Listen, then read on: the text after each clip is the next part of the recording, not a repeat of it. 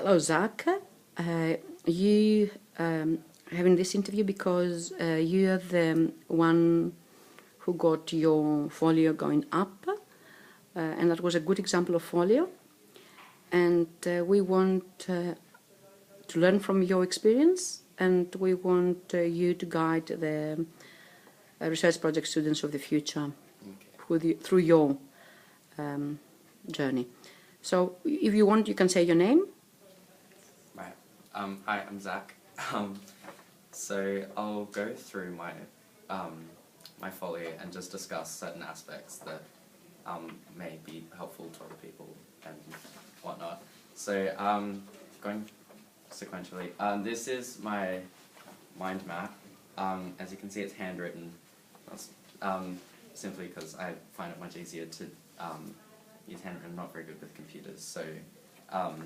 Yeah, it's basically, I divided it into 3 subsections. That was like my research, which was mainly like organizing the various sources that I'd used. And that was really helpful because it was, it helped me to better plan out what I'd be doing and, you know, which resources may take more time or effort to, you know, use. Then I have my capabilities. And it was good to sort of go through them because I knew that I needed to address these throughout my project, so it was really good that I could analyze what I needed to do in order to address the capabilities before I started, so that by the end I'd know that I'd done them. Then I had my topic, which is just a breakdown of my topic, so I knew which areas I might need to research, which areas, you know, I might have been a little excessive, and which areas I like to specialize in, and that was really useful. And then there's just a short summary of how the mind map was useful. Next page. So this is just an example of one of the pages of research I did. It came from a textbook. As you can see, there's a lot of highlighting and handwritten notes. The highlighting is the colors represent different things. The yellow is just showing information that I would find useful in writing my outcome. The orange is really key points that I definitely want to note to probably use as quotes in my outcome. Like, this is before I'd written my outcome, so it was just things that I'd like to use, or I thought I would use before I'd written it. Then I think the pink is where I had summarized the sort of information as, you know, how helpful it was and how useful it was, talking about, you know, that sort of thing. And the green is talking about the source itself and, you know, indications in the information as to, like, you know, how reliable it might be, if there is any sort of source of bias or anything. So this is a textbook, so it was fairly non-biased. And yeah, so that's an example of one of my pages of just general research. This is yet another one. It was one from the internet, so I had a bit more to talk about with the reliability of the source. And it's different colors from the last page, so it's not exactly the same, but I basically just highlighted useful information, spoke about the usefulness of the source, and then down the bottom I stuck a note because there was something that was very useful. I think there's this diagram that was very useful in explaining the concept, so I wanted to refer to that when I was writing my outcome, and it was really useful to be able to just have like a bold note that I could go back to looking through my research to see what I'd want to include in my outcome. So yeah, that was a really useful thing that I'd done. This is just yet another thing, same sort of thing, you know, useful information, indications of how reliable or biased the source might be, things like that. This source was a little more biased, but it was still good to get different opinions from different biases. So I did include information from this source, but I did mention that it was from a biased source. So this is my survey. Basically, it's just a a sample of one of the surveys that I had someone fill out.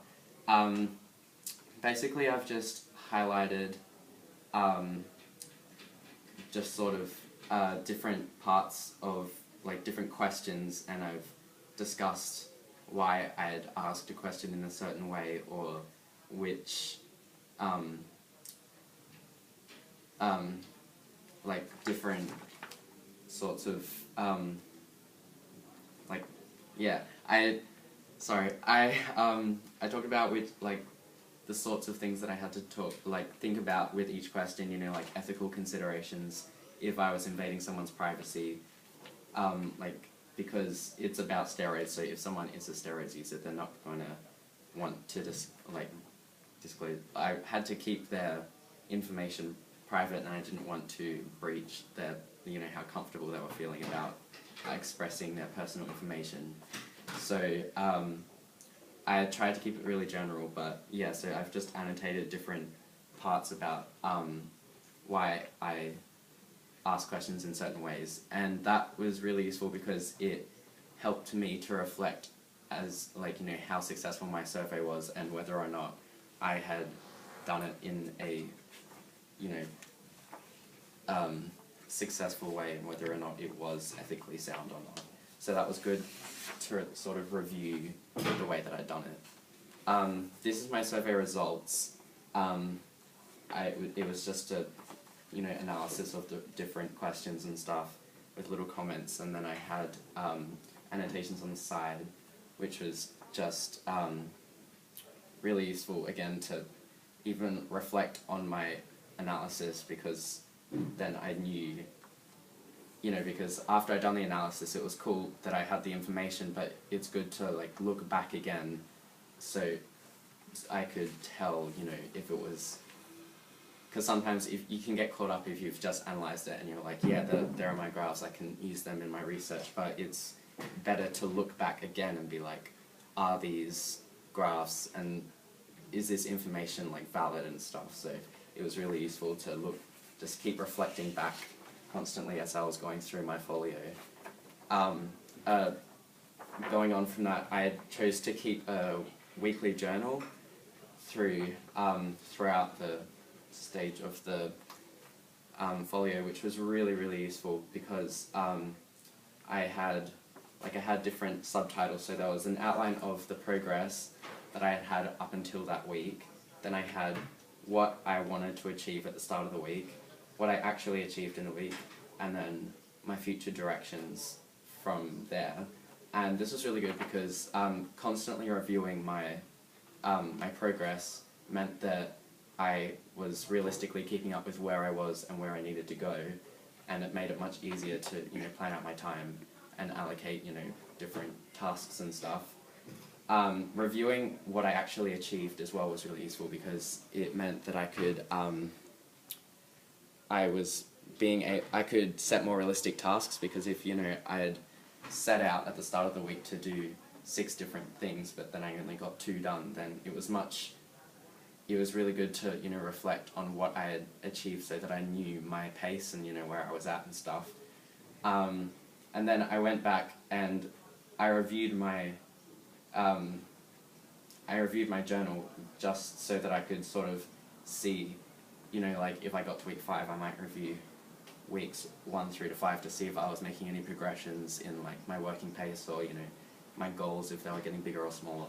So that was really useful, again, just to be reviewing the process of my research and stuff. So that was a really useful tool that I had. So for the future students, it is a combination of a journal and an action plan. Yeah, definitely. It's It's really important to make sure that you're reviewing your the process and like how you're going and stuff. This is just another source of information, a primary source that it's an email. I've just annotated, again, similar to the ones before, just the important information, reviewing whether or not the source is biased or not, because although it's primary source, you're not guaranteed that it's going to be unbiased. So things like that, things that this primary source is really good. He suggested certain things that I should research before looking into my topic, because my topic was quite specific.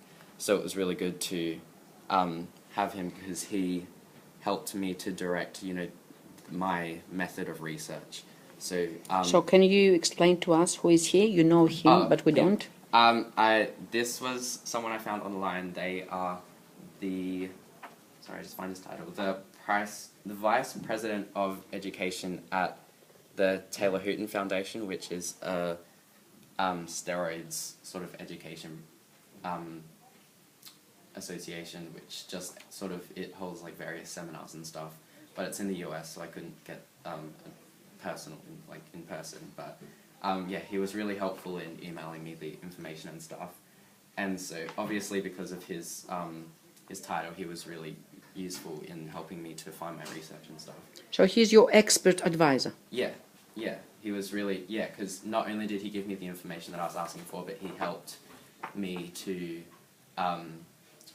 plan out the sorts of research that I need to do, which was really good. So primary sources are definitely something that helped me.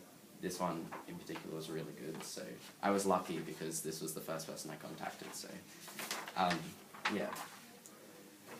And this was a really vital page. This was planning of my outcome. So I basically, after I had all my folio, I wanted to have a place where I could, because you've done all the research and then it's a really big task to be like, okay, I'll just get it all together and write it. So this page was sort of that. I just had the basic structure of what my outcome would be like, and then I annotated saying which sections would include what, and then I had references to research like information and sources that I could use for each section. So it was really good in doing that, because I knew that when I got to a certain point and I'd want to write about something and I wanted to refer to some information, I'd already done that here, so it was really easy for me to go back to my folio and find the information that I needed without having to look through the entire folio. So this page was really helpful. Yeah, I really used that page when writing my outcome. It was really helpful. This page is a reflection of my personal development. So I basically, back to the capabilities, I looked through each of the main sort of sections of the capabilities and their requirements and sort of thing, and I looked through how I had achieved the or exercised the capabilities throughout my folio, and this was particularly useful for it was sort of similar to that page but for my evaluation. So I could evaluating like the entire process of my research collecting and stuff. I was able to write my evaluation really easily because I'd done this. So reviewing your capabilities separately, because it's such a important part of the process, reviewing them separately was really useful, because then when it came time to write it, I'd already reviewed it and stuff. And that is the end of my folio. Great. Thank you very much That's okay. for offering to do that. That's okay. Thank you very much. The future generation of Glenangians will honor you forever. Thank you, Zach. Bye. Alright, see ya.